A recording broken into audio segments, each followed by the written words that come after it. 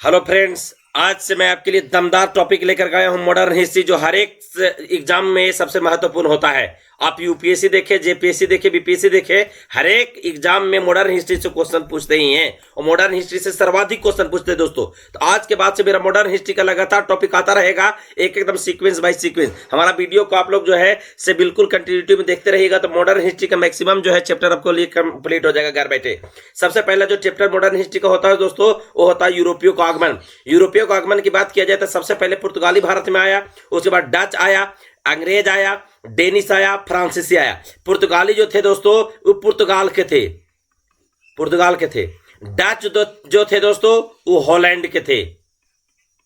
Holland को दूसरा नाम नीदरलैंड भी कहा जाता है।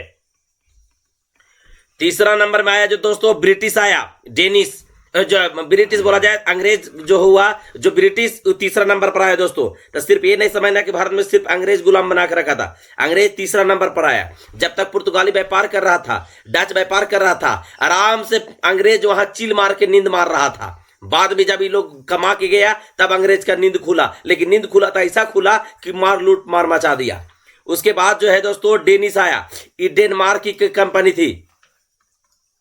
उसके बाद आया फ्रांसीसी दोस्तों, ये फ्रांस का था कंपनी, ठीक है। तो सब यूपीएससी में क्वेश्चन पूछा हुआ था दोस्तों पिछले बार कि किस सीक्वेंस में लोग आए, पुर्तगाली, डच, अंग्रेज, डेनिश, फ्रांसीसी। सिर्फ सीक्वेंस सजाया हुआ था, सिर्फ आपको टिक मारना था। दिया हुआ था पहला पुर्तगाली, उसके बाद अंग्रेज, फिर डच, फिर डेनिश, फिर फ्रांसीसी, फिर दिया हुआ था पुर्तगाली, फ्रांसीसी, अंग्रेज, डेनिश, डच, ऐसे सीक्वेंस में था दोस्तों। तो आपको इस सिर्फ मैं ये नहीं बताया कि पुर्तगाली और डच, अंग्रेज, डेनिश, फ्रांसीसी आए, बल्कि इसी सीक्वेंस में आए। पहले पुर्तगाली, फिर डच, फिर अंग्रेज, फिर डेनिश, फिर फ्रांसीसी। 2 नंबर का था दोस्तों, बस इसको ध्यान में रखिएगा।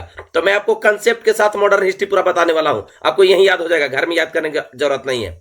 इसमें से भी यूरोपियों में से सबसे पहले बंदा कौन आया, तो वास्को डिगामा नाम के एक व्यक्ति था, और वो जो है पुर्तगाल के यात्री था, जो व्यापार करने आया था व्यापारी के रूप में।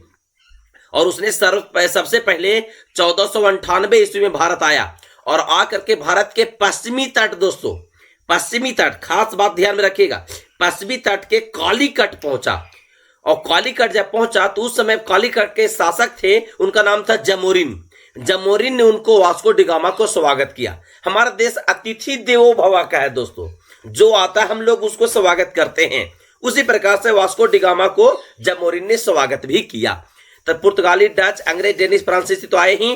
पुर्तगालियों में से सबसे पहले कौन आया, तो वास्को डिगामा आया। 1498 ईस्वी में कालीकट पहुंचा पश्चिमी तट पर, जिसका जमोरिन ने स्वागत किया।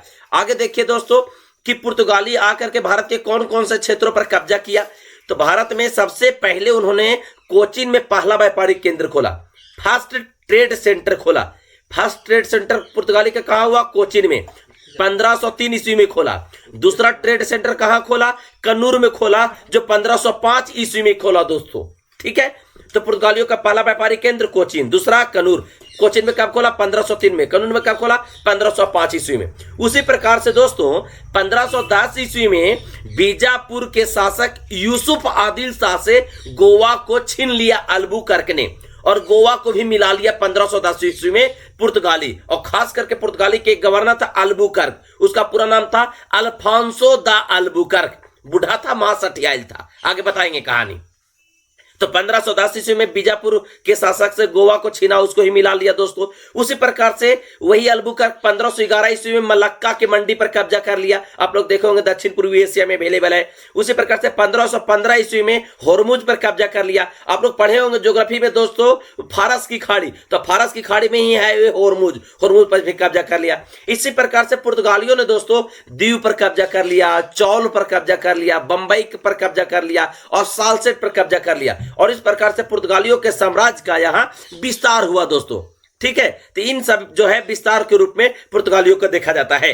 लेकिन एक खास बात इसमें यही है दोस्तों, आप लोग कॉमन सी बात देखे होंगे कि जितना भी क्षेत्र इसका विस्तारित हो रहा है, भारत के पश्चिमी तट की ओर फैल रहा है, पूर्वी तट की ओर नहीं फैल रहा दोस्तों। इसलिए पुर्तगाली सबसे बाद में हमारे देश से गए, 1561 ईस्वी में हमारा देश से गया, तब तक देखिएगा यही गोवा, दादर नगर हवेली और दमन और दीव तक सिर्फ बच गया था दोस्तों, बाकी यहां से फिर चला गया। पूरा भारत पर कब्जा नहीं कर पाया। आगे मैं बताऊंगा ब्रिटिश के बारे में और डच के बारे में, तो बताऊंगा ब्रिटिश किस प्रकार से पूरे भारत पर कब्जा कर लेगा, लेकिन पुर्तगाली सबसे पहले आने के बाद भी पूरे क्षेत्र पर कब्जा नहीं कर पाया दोस्तों। ठीक है, अब काहे नहीं कर पाया, कैसे था, उसके बारे में भी मैं अगला वीडियो में लेकर आऊंगा दोस्तों।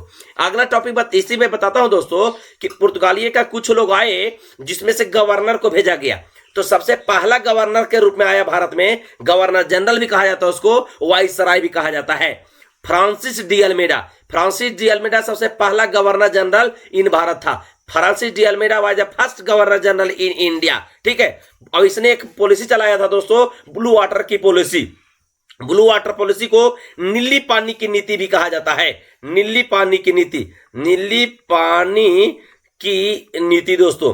और ये जो है इसको बोला जाता है शांतिपूर्ण व्यापार की नीति। इस नीति का मकसद ही था दोस्तों कि जो भारत के दक्षिण के क्षेत्र में बोलो तो हिंद महासागर, वेस्टर्न भाग में बोलो तो अरब सागर, इन क्षेत्रों से शांतिपूर्वक व्यापार करने की नीति। तो फ्रांसिस डी अल्मेडा पहला गवर्नर जनरल, ब्लू वाटर की पॉलिसी चलाया जिसको शांतिपूर्ण व्यापार की नीति बोलते हैं, अरब सागर और हिंद महासागर से व्यापार करने की नीति चलाया था। उसी प्रकार से दूसरा गवर्नर जनरल के तौर पर आया दोस्तों अल्बुकर्क। पूरा नाम था Alfonso de Albuquerque. Alfonso de Albuquerque दूसरा गवर्नर जनरल के रूप में भारत में आया। इसने विवाह की नीति चलाया दोस्तों। अब विवाह की नीति की यदि बात किया जाए तो भारत के महिला हो और पुर्तगाल की पुरुष हो, यदि पुरुष पुर्तगाल के हो, महिला भारत के हो, इसका मतलब ही ये हुआ दोस्तों कि भारत में जो है पुर्तगालियों की संख्या बढ़ेगा, क्रिश्चियन की संख्या बढ़ेगा। यही अल्बुकर्क दोस्तों 1510 ईस्वी में गोवा को जीता था। ठीक है, लेकिन तो पुर्तगाली के बात बोला जाए तो ये अल्बुकर्क जो है इसको भारत का वास्तविक भारत में पुर्तगालियों का वास्तविक संस्थापक भी कहा जाता है। उसी प्रकार से एक और गवर्नर जनरल आया था दोस्तों, बहुत मजबूत था, वो था नीनो डी कुन्हा, जो कि गोवा को 1530 ईस्वी में राजधानी बनाने का काम किया था दोस्तों। ठीक है दोस्तों, इसी प्रकार से आगे का टॉपिक महत्वपूर्ण लेकर आऊंगा। पुर्तगाल से रिलेटेड महत्वपूर्ण कंसेप्ट आपको मैं यहाँ दे दिया हूं। मेरा वीडियो अच्छा लगेगा तो बिल्कुल शेयर कीजिएगा दोस्तों, और लाइक और सब्सक्राइब करने बिल्कुल नहीं भूलिएगा।